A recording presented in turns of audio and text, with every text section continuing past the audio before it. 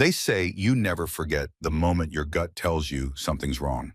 For Officer Jack Reynolds, that moment came in the middle of a golden October afternoon when his canine partner, Ranger, froze mid-step on a quiet forest trail, then slowly turned his head toward a tangle of maple trees no one ever walked through. 1 second, it was just another patrol. The next, it was the beginning of the case that would haunt him forever. Jack had been working these trails for 3 years, walking the same worn paths through Cedar Grove State Park, Ohio. He knew every twist of the creek, every stump where squirrels liked to chatter at him. The job was predictable, almost boring, but he liked it that way. It gave him time to think. The air was crisp, the kind that made each breath feel fresh in your lungs. Sunlight filtered through the canopy, scattering gold and orange patches over the trail. Ranger, a sturdy German shepherd with keen brown eyes, padded a few steps ahead, occasionally sniffing at fallen leaves. "Beautiful day, huh, boy?" Jack called. Ranger's tail gave a lazy wag. Jack had just adjusted his radio when Ranger stopped. Not a casual pause, a hard stop, muscles stiff, ears pricked forward. His nose tilted toward the off-trail thicket about 50 feet to their right. Jack's instincts kicked in immediately. "What is it, buddy?" The dog didn't answer, obviously, but he moved with sudden purpose, head low, tail still. That meant one thing: he'd picked up a scent that mattered. Jack followed, boots crunching through layers of dry leaves. The deeper they went, the quieter it got, as if the forest itself was holding its breath. Ranger pushed through the brush, and then Jack saw it. A small shape curled against the base of an old oak tree, almost hidden under leaves and moss. It was a little girl, 7 years old maybe. Her dark hair was tangled and damp with dew. Her jacket too big for her thin frame. Dirt streaked her cheeks. Her eyes were closed, breathing shallow but steady. "Dear God!" Jack dropped to his knees. He checked for injuries, no bleeding, no obvious trauma, but her skin was pale, almost gray under the warm light. He gently touched her shoulder. Her eyelids fluttered, and for just a second, she seemed to look past him, straight at Ranger. A faint, dazed smile tugged at the corner of her lips before her eyes closed again. Jack's hand went to his radio. "Dispatch, this is Reynolds. I've got an unconscious female child, approximately 7 years old, half a mile in from the Cedar Grove North entrance.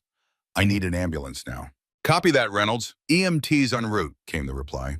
Jack shrugged off his patrol jacket and wrapped it around her small body.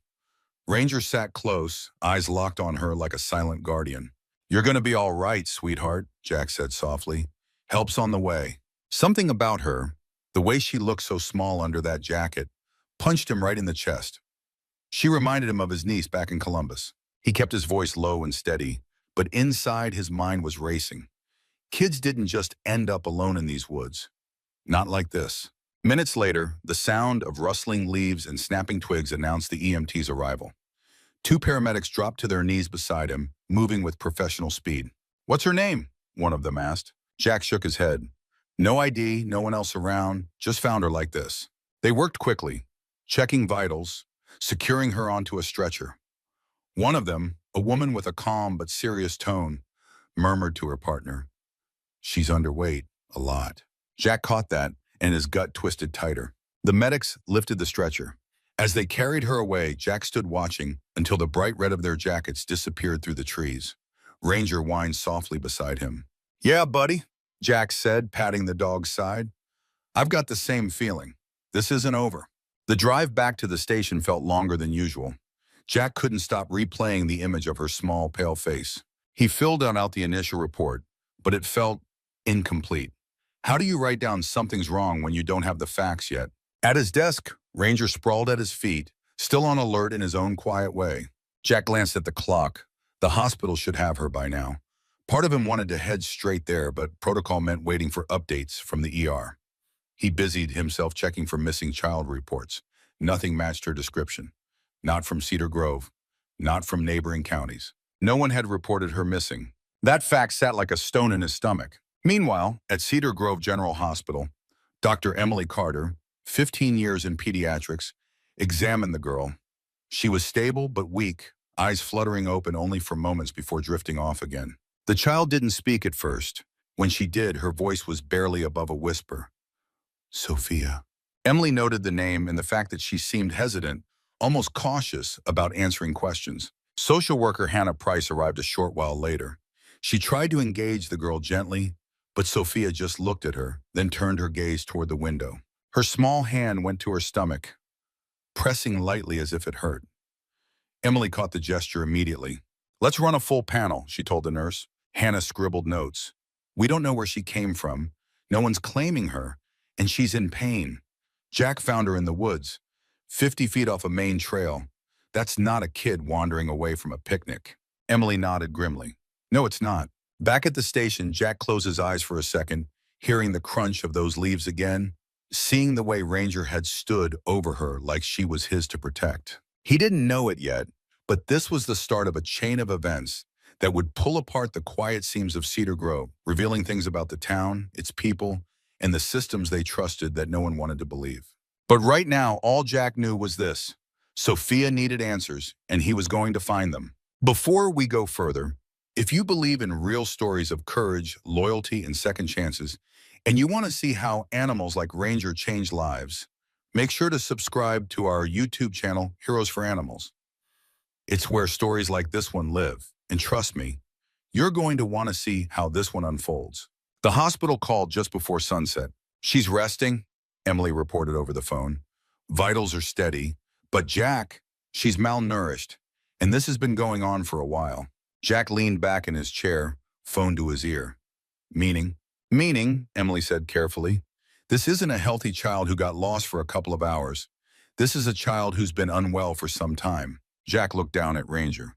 "What do you think, buddy? Are we looking at neglect or something else?" Ranger didn't answer, but Jack swore the dog's eyes held the same question. Night fell over Cedar Grove, the small town street lamps casting amber halos over quiet sidewalks. Jack's patrol route was done, but he wasn't ready to head home. He drove past the hospital, slowing as he caught sight of the window Emily had mentioned. For just a second, he thought he saw a small silhouette against the glass, still watching. He didn't know why, but he promised himself right then, whoever this little girl is, she's not going back to whatever put her in that forest. At Cedar Grove General Hospital, the fluorescent lights hummed softly above room 214. Outside, the October sun was slipping toward the horizon, painting the sky in deep orange and pink. Inside, the air smelled faintly of antiseptic and the fresh laundry scent of hospital sheets. Sophia lay in the narrow bed, the oversized police jacket now folded neatly over the chair beside her. She was awake, but quiet. Her big brown eyes followed every movement in the room without giving much away. Dr. Emily Carter stood at the foot of the bed, scanning the lab results that had just come in. None of it looked like an accident or something that happened overnight. Months of nutritional deficiencies. Signs of fatigue that went beyond just a busy week at school. "You're a tough one, Sophia," Emily murmured. The little girl tilted her head but didn't answer. Social worker Hannah Price sat beside her, leaning in with a smile that was warm but not forced. "Do you know where you are?" Sophia's gaze shifted from Hannah to the IV pole, then back to the window. After a long pause, she gave a small nod. "You're in a hospital. You're safe here," Hannah continued gently. "Do you remember your last name?" Sophia's lips parted as if to speak, then closed again. Finally, she whispered, "Sophia." Hannah waited. "Sophia?" The girl pressed her lips together, eyes dropping to the blanket. Emily stepped in, sensing the tension. "It's okay, honey. You don't have to tell us right now." She adjusted the blanket around Sophia's small shoulders. "We just want to help you feel better." The girl's small hand moved to her stomach, pressing lightly as though it hurt. Emily's eyes met Hannah's. That was the second time she'd done that. In the hallway, Hannah and Emily spoke in low voices. "She's malnourished," Emily said. "Her iron levels are extremely low and there's inflammation in the abdomen. This has been going on for months." "Any signs of abuse?" Hannah asked. Emily shook her head. "Not the kind you can see on an X-ray or in bruises, but neglect? That's a real possibility. Or something else." Hannah frowned. If it's neglect, why was she out in the woods alone? And if it's not, what was she running from? Officer Jack Reynolds arrived just after dark. Ranger patted in beside him, tail wagging softly when he spotted Sophia. The girl's eyes lit up, just barely, but it was the first spark of recognition Emily had seen from her. "You remember Ranger, don't you?" Jack said, kneeling beside the bed. Sophia gave a small nod. Jack grinned. "He's the best partner I've ever had. He's also the reason we found you." She reached out slowly, letting her fingers brush the thick fur along Ranger's neck. For a moment, the sterile hospital room felt warmer. Jack glanced at Emily. Any news? Emily handed him a short summary. No matches on missing persons. No parent or guardian has come forward. Physically, she'll recover with the right care, but she hesitated. This didn't start yesterday. Jack's jaw tightened. Hannah joined them. We need to figure out where she lives and how she ended up in those woods. The faster we know that, the faster we can protect her. The next morning, Jack decided to retrace his steps from the day before. Cedar Grove State Park was still and quiet under the early light, the grass wet with dew. Ranger trotted ahead, nose close to the ground. They reached the cluster of maples where they'd found her. Jack scanned the area again. Fallen leaves, a scattering of acorns, the faintest indentation where her small body had been curled. Fine, Jack commanded. Ranger sniffed along the ground, circling once before stopping near a pile of leaves just a few yards away. His paw scraped at something. Jack knelt and pulled back the damp leaves. A small purple backpack lay half buried in the dirt. The zipper was stuck halfway open. Jack slipped on a pair of gloves and unzipped it the rest of the way. Inside was a crumpled homework sheet, second-grade math problems, the name Sofia Alvarez scrawled at the top in careful, uneven letters. There was a school lunch card from Cedar Grove Elementary and a small, worn photo of Sofia sitting on a porch beside a young woman in a plain t-shirt. The woman's arm was wrapped around her, both smiling for the camera. Jack stared at the photo for a moment, feeling that same tightness in his chest. Bingo, Ranger, he muttered. By mid-morning, Jack was at Cedar Grove Elementary. The principal was in a meeting, but the school secretary confirmed Sofia was enrolled in second grade. She'd missed several days in the past month. Her emergency contact was a Maria Alvarez, with an address just 10 minutes from the school. The secretary hesitated before handing over the information. Officer, things at home might be complicated. Just be prepared. Jack nodded, tucking the paper into his pocket. Maria Alvarez's apartment building was an aging three-story structure with peeling paint and a worn wooden playground out front. The swings creaked in the wind. Jack knocked on the door to Unit 2B. No answer. He waited, then knocked again. From the apartment next door, an elderly woman peeked out. Looking for Maria? She asked. Yes, ma'am. I'm Officer Reynolds, Cedar Grove PD. The woman's eyes softened when he showed her the photo. That's her little girl. Sweet kid. Plays alone a lot.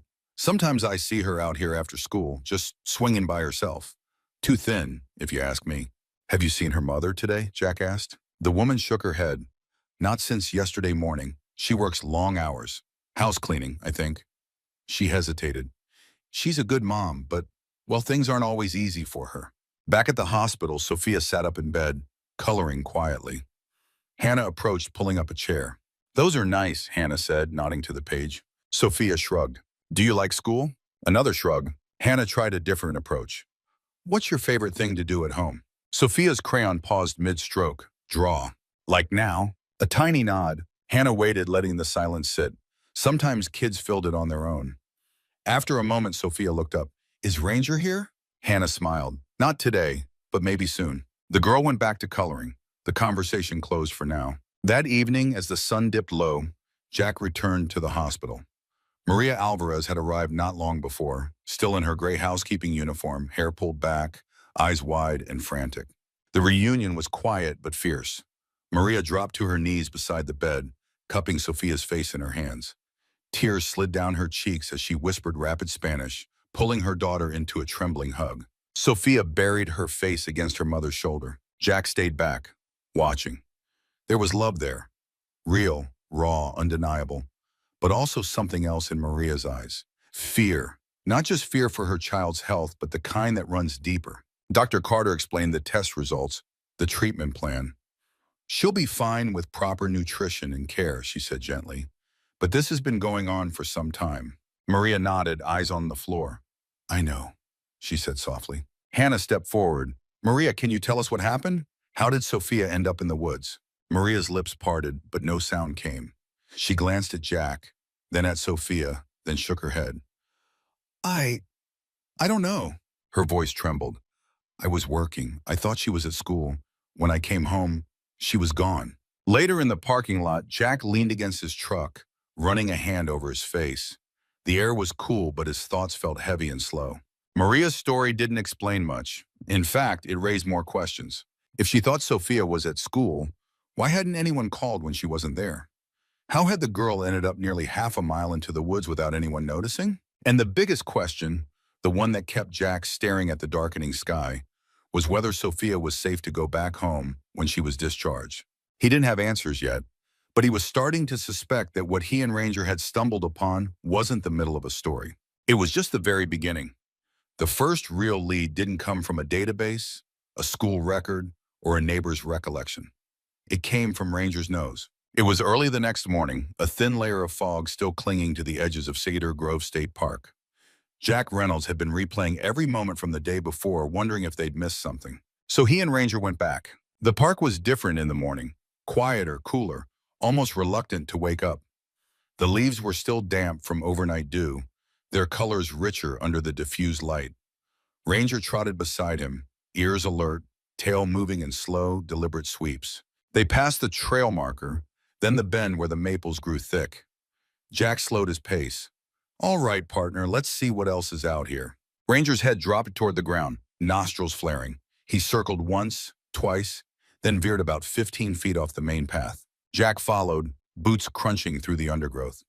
What you got? Ranger stopped near a shallow mound of wet leaves and pawed at it. Something purple peeked out from the pile. Jack crouched, brushed the leaves aside, and there it was. A small child's backpack, the fabric damp and a little muddy. The zipper was stuck halfway.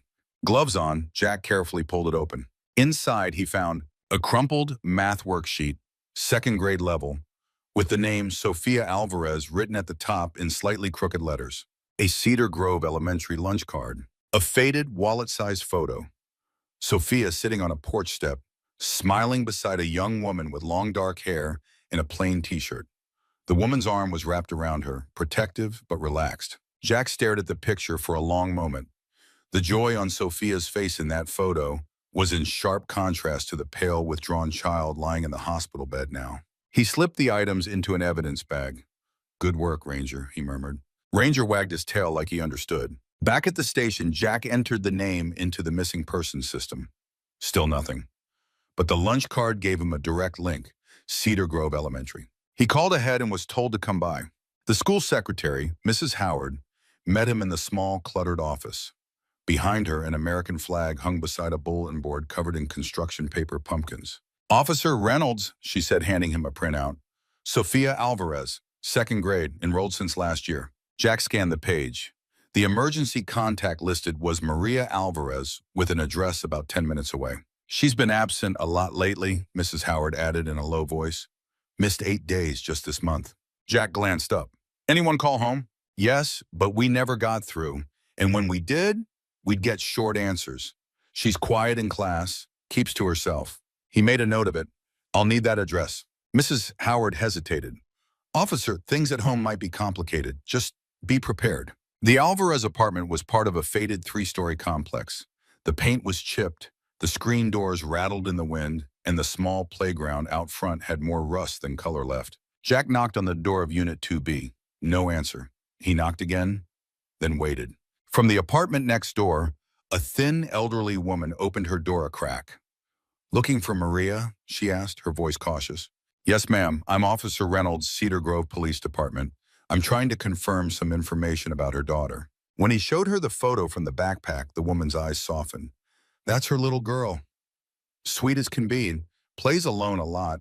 Sometimes I see her on the swings for hours. Too thin, though. I always thought... Well, I thought about saying something. Jack kept his tone even. When's the last time you saw them? Maria, yesterday morning leaving for work. The girl, maybe 2 days ago. Back at the hospital, Sophia was sitting up in bed, coloring. Hannah Price sat beside her, keeping her tone light. Hey, these are beautiful, Hannah said, pointing at the picture of a house Sophia was coloring in shades of yellow and orange. Sophia shrugged without looking up. Do you remember having a backpack? Hannah asked casually. Sophia's crayon paused for just a moment. Purple, she said softly. That's right, purple. Where did you have it last? The girl's shoulders lifted in a small shrug. Don't know. Hannah didn't push. She'd learned that with kids like Sophia, forcing the pace only made the walls higher. Later that afternoon, Jack walked into Sophia's room with the backpack, cleaned and dried, in a clear evidence bag. Her eyes went straight to it. This yours? Jack asked gently. A pause, then a small nod. Do you remember what was in it? She glanced at the floor. My paper, my picture. Jack unzipped the bag, showing her the photo. Who's this? Sophia's lips pressed into a thin line. Mama. Jack felt the tension in the room shift. She's at the hospital now. I saw her come in yesterday. For the first time, Sophia's eyes lifted to meet his. She's mad. Jack shook his head. No, she's worried. That's different. Maria Alvarez arrived not long after. Mama was a Hamilton after, still in her work uniform, smelling faintly of cleaning supplies. She sat beside Sophia, holding her hand tightly. Jack stayed quiet, watching. There was something in the way Maria looked at her daughter.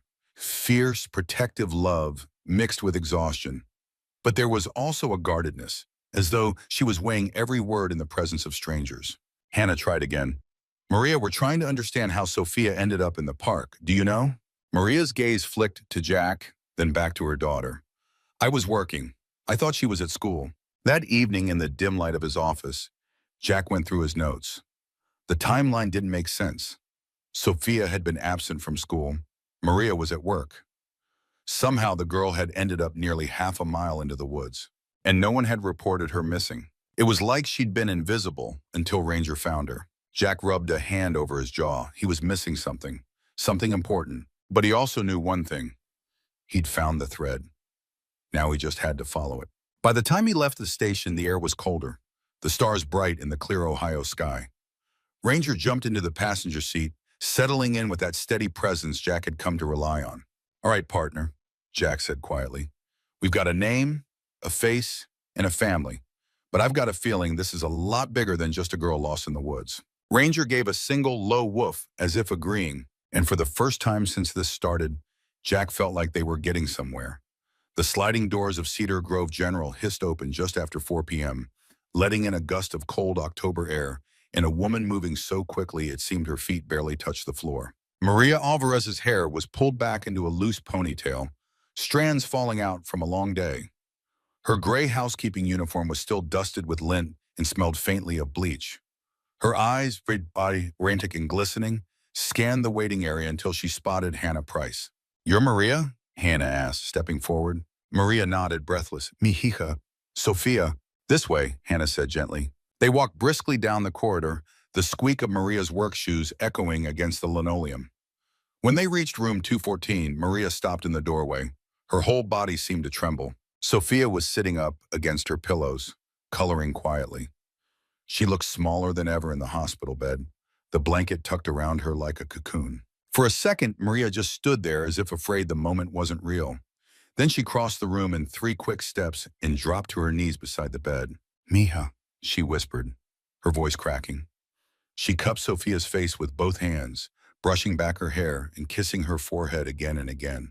Gracias a Dios, gracias a Dios. Sophia's eyes lit up with a shy, relieved smile. Mama. Jack Reynolds was standing against the far wall, watching the reunion. He'd seen a lot of parent-child moments in his years on the farm. Tearful goodbyes, tense drop-offs at the station, relief after an accident. But this one had a raw, unfiltered love that was impossible to miss. Still, even through the joy, he caught something else in Maria's expression. Fear, not just fear for Sophia's health, a deeper, guarded fear, the kind that comes from living on the edge of safety. Dr. Emily Carter stepped in, clipboard in hand. Maria, I'm Dr. Carter. I've been taking care of Sophia since she arrived yesterday. Maria stood quickly, wiping at her cheeks. She's okay? Emily smiled, but it was a measured, professional smile. She's stable now, but she's been sick for quite some time.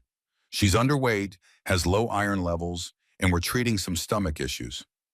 With good nutrition and follow-up care, she'll recover. Maria's eyes dropped to the floor. I know. She hasn't been feeling well. Can you tell us more about that? Emily asked gently. Maria hesitated, glancing at Sophia, who was watching the conversation with quiet curiosity. Later, not here. Hannah took over, keeping her voice calm and encouraging. Maria, we're trying to understand how Sophia ended up in the park yesterday. Do you know how she got there? Maria shook her head, her eyes darting again to her daughter. I was working. I thought she was at school. When I came home, she was gone. Her voice cracked at the last word. Did you call anyone? Hannah asked. Maria swallowed hard. No, she didn't finish the sentence. Jack noticed the way her hands twisted together, knuckles white. Something about her posture told him she wasn't lying exactly, but she wasn't telling the whole story either. A nurse came in to check Sophia's vitals, giving the adults a moment to step into the hallway. Maria leaned against the wall, shoulders hunched. Jack spoke first. "Maria, I'm Officer Reynolds. I'm the one who found Sophia with my canine partner yesterday. We're glad she's safe." Her gaze flicked up to meet his. "Gracias. Thank you. You said you thought she was at school. Did the school call you when she didn't show?" Maria shook her head. "No call." Hannah made a mental note. That was something to follow up on with Cider Grove Elementary. Emily's tone softened. "Maria, whatever the circumstances, our focus is making sure Sophia gets better and stays safe. If there's anything preventing you from getting her care, we need to know so we can help." Maria's lips pressed together. She didn't answer. Back inside the room, Maria sat beside Sophia's bed, holding her hand. She smoothed the girl's hair, murmuring quietly in Spanish.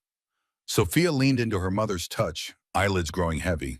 Jack watched them for another minute before heading out. In the hallway, he found Hannah waiting.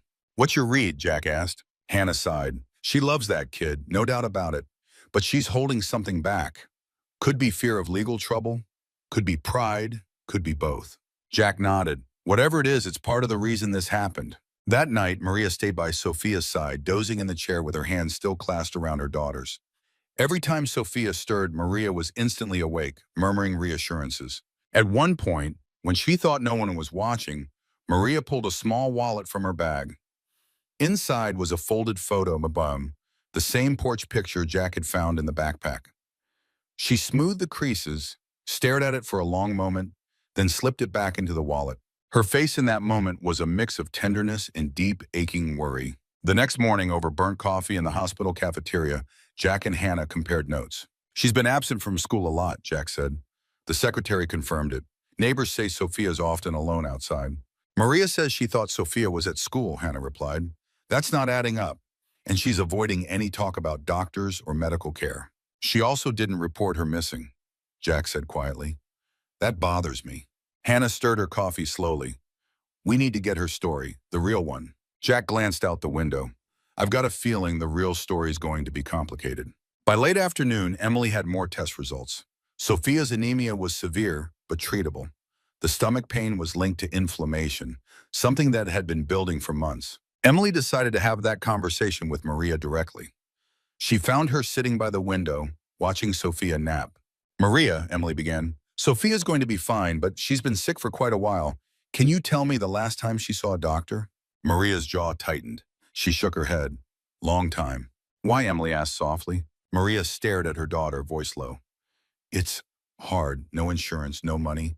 I go to clinic. They say wait. I go to hospital. They say not emergency. I try, but..." Her voice trailed off. Emily didn't push. She just nodded, letting the silence speak. That evening, Jack returned to the station with more questions than answers.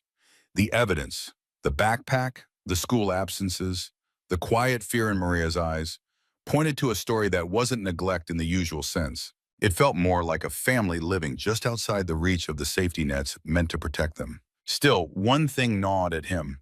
Even if Maria couldn't get medical care, even if she was working long hours, how did Sophia end up deep in the park alone? That was the piece he couldn't let go. And he knew whatever the answer was, it would change everything. Jack Reynolds had learned over years of patrol work that sometimes the truth wasn't hidden. It was scattered in plain sight, like pieces of a puzzle no one bothered to put together. And in Sofia Alvarez's case, the pieces were everywhere. The morning after Maria's guarded conversation with Dr. Carter, Jack decided to start where most trails of information begin in a small town, the neighborhood. The Alvarez apartment complex was quiet, save for the squeak of a swing moving in the wind. He recognized it from the neighbor's description, the same swing Sophia had been seen sitting on alone. Mrs. Evelyn Carter, the elderly woman from next door, was back out on her stoop. She sipped coffee from a chipped mug and eyed him over the rim. "Find her okay?" she asked. "She's safe," Jack replied, "in the hospital." Evelyn nodded, then set her cup down. "That little girl's a sweet one, always polite, but..." She trailed off, frowning. "She's out here alone too much, especially after school.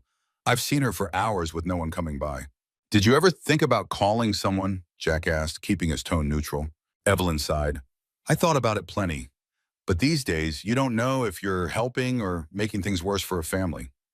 I didn't want to be the reason her mama got in trouble. Jack made a note, but inside the words sat heavy.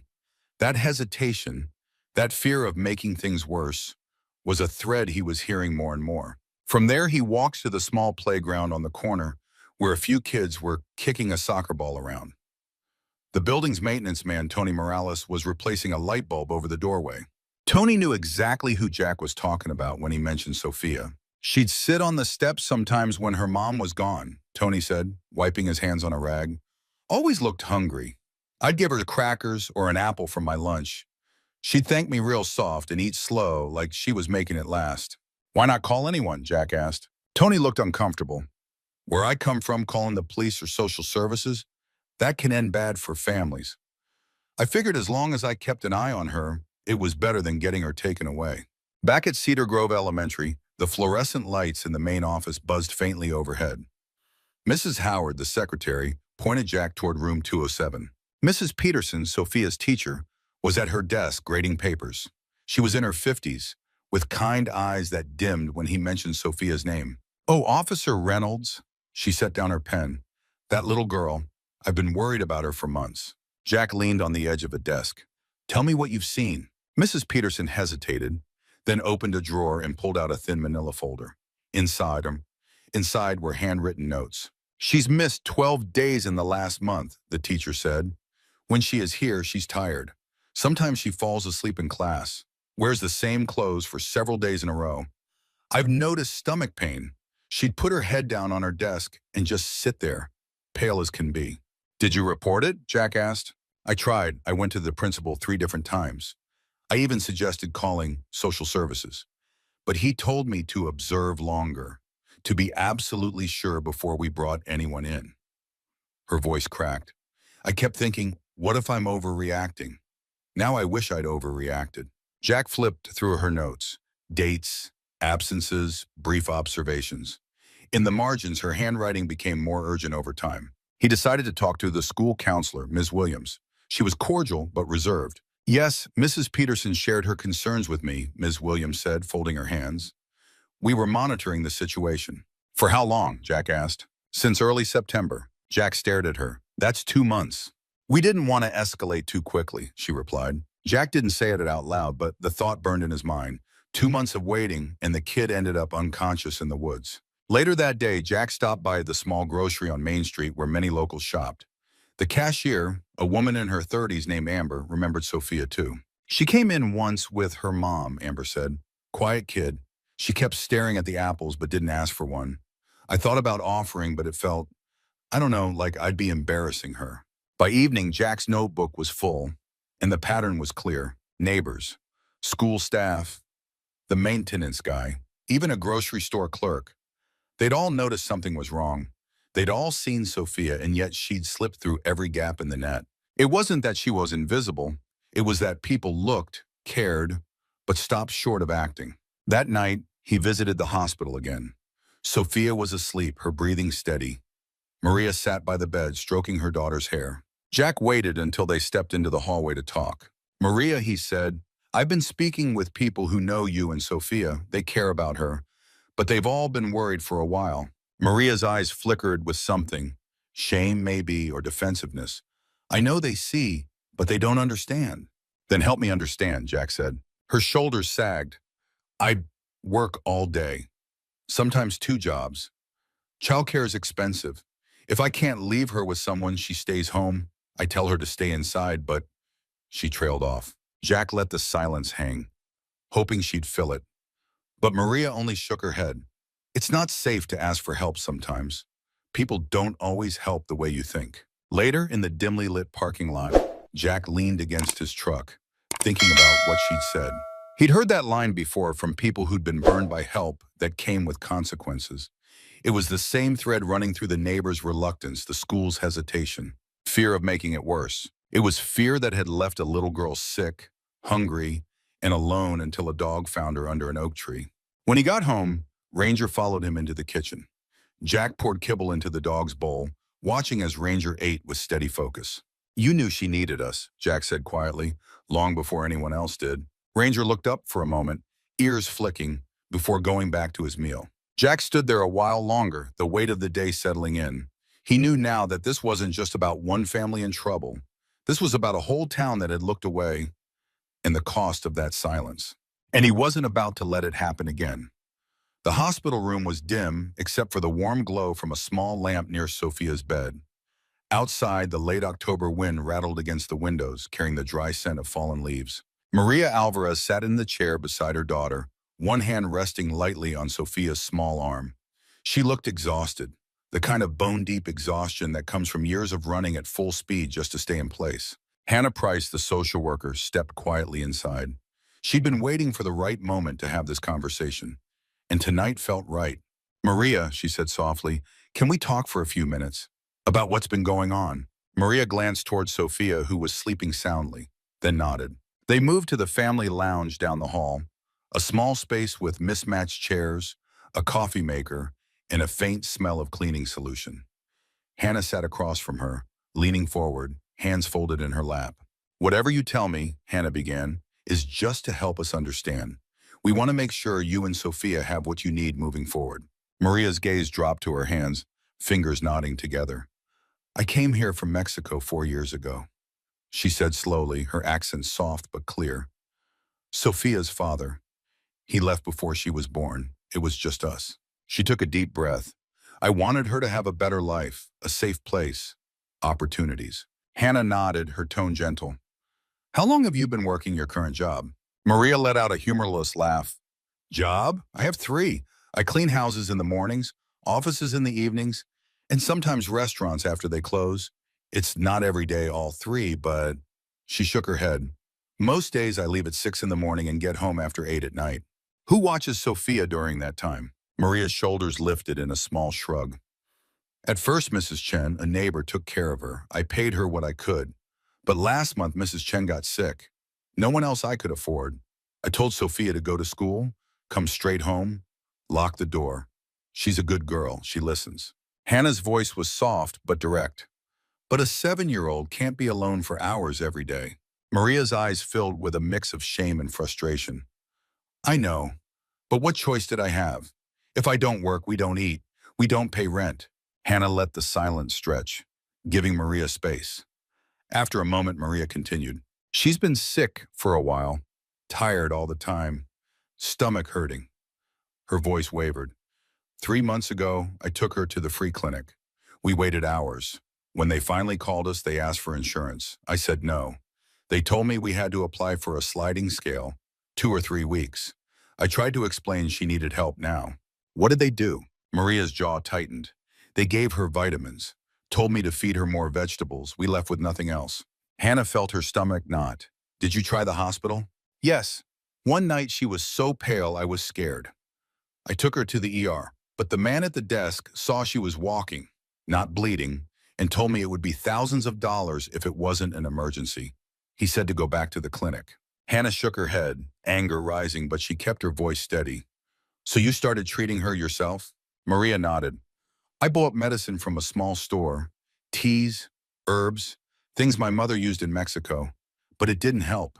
And I was afraid if I kept pushing for help, someone would say I wasn't taking care of her right, and her voice broke. They'd take her away. Jack Reynolds stepped into the lounge just then. He'd been standing just outside, listening. Maria, he said, his voice even, I believe you love your daughter. No one's questioning that. But I need to know. How did she end up in the park? Maria looked at him, eyes wide and wet. I told you. I don't know. Did she leave on her own? Was someone with her? Her hands twisted in her lap. I came home and the door was open. She was gone. I looked everywhere. I asked neighbors. I thought about calling the police, but you didn't, Jack finished for her. Maria swallowed hard. I was afraid. Jack's jaw clenched, but he kept his tone calm. Afraid of what? That they'd take her from me, that they'd say I was unfit. For a moment, no one spoke. The hum of the vending machine filled the room. Hannah broke the silence. Maria, we can't change what's already happened, but we can make sure it doesn't happen again. That means being honest, even if it's hard. Maria nodded slowly, but her eyes still held that guarded look. Later, Jack walked down the hall with Hannah. What do you think? He asked. She's telling the truth about the jobs, the clinic, the ER, Hannah said. I've heard that same story from other families. Barriers stacked so high they just stopped trying. But, but she's still not telling us the missing piece, Jack said. Exactly how Sophia went from being home alone to being in those woods. Jack glanced back toward room 214. Until we know that, we don't know what we're protecting her from. That night, Maria returned to Sophia's bedside. She sat quietly, watching her daughter sleep. The harsh fluorescent light softened in the dim room, catching the faint rise and fall of Sophia's chest. Maria leaned forward, whispering something in Spanish that only Sophia could hear. Her hand brushed the hair from the girl's forehead, lingering there as if memorizing the feel of her skin. Whatever else was true or not, Jack thought, one thing was clear. Maria wasn't a careless mother, she was a desperate one. And sometimes desperation made people hide the very truths that could save them. The first time Jack Reynolds tried to talk to Sophia alone, she wouldn't meet his eyes. It wasn't fear exactly, not the kind that made a child flinch, but a guarded wariness, like someone who'd learned that answering the wrong question could change everything. She was propped up in bed, her hair combed neatly to one side, coloring on a sheet of paper. Ranger lay stretched across the floor, his head on his paws, watching her with steady, patient eyes. Jack pulled up a chair. Mind if I sit? Sophia shrugged, her crayon scratching across the page. He nodded toward her drawing. That's a nice house. Yours? Another shrug. It's a house. He leaned forward slightly. Is it the house you live in? This time she paused. Maybe. Jack smiled gently. That's okay. You don't have to tell me everything at once. He pointed at the corner of the page where she'd drawn a little figure sitting under a tree. Who's that? Sophia glanced at the drawing, then at him. Me. And where's that? Her voice was so quiet he almost didn't hear it. The park. Jack kept his tone light. What were you doing there? She pressed harder with her crayon, the wax squeaking on the paper. I don't know. Later in the hallway, Hannah Price joined Jack. Any luck? Depends on how you define luck, Jack said. She admitted she was in the park, but nothing about how she got there. Hannah crossed her arms. She's protecting someone. Jack nodded slowly. That's my read too. Question is, who? That afternoon, he decided to change tactics. Instead of direct questions, he brought Sophia a small spiral notebook and a set of gel pens in bright colors. These are for you, he said, setting them on the bedside table. You can draw or write or both. Sometimes it's easier to tell a story on paper. Sophia's eyes lit up, just a flicker, at the sight of the pens. She opened the notebook and began doodling immediately. Jack didn't push. He just sat nearby, talking softly to Ranger about important police dog business, while Sophia's pen moved across the page. After a while, she turned the notebook toward him. On the paper was a stick figure with brown hair, standing next to a much larger figure with pointed ears, Ranger, under a big yellow sun. That's the day you found me, she said. Jack smiled. You remembered the sun. It was warm, she said, her tone almost wistful. Over the next 2 days, Sophia filled several pages. Houses, trees, the swings at school, her mother's smile. But there were other drawings too. A small apartment with the door wide open. A figure walking down a sidewalk alone, surrounded by tall, shadowy shapes. A dark cluster of trees with something small curled at the base of one trunk. When Jack asked about that last one, she looked at him for a long moment and said, That's where I was waiting. Waiting for what? He asked gently. Her lips pressed together.